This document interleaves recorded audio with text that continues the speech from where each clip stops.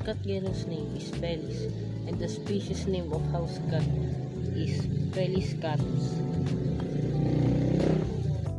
Cats were first domesticated in Egypt about 400 years ago. Si Pamela Johaiti is the feral cat's colonist in Florida.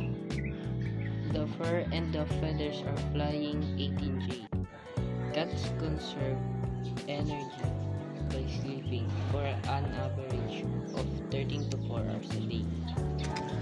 Cats have flexible bodies and teeth adapted for hunting animals like mice and rats. A group of cats is called clother. A male cat is called a tom. And female cat is called a queen. And young cats are called kittens. 6 facts about cats. Cats can dream. Cats only meow to humans. Cats are excellent hunters. Mau is Egyptian for cats. A cat went to space. Cats are like umbrellas.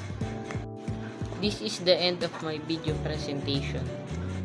Thanks for watching, ma'am, and God bless.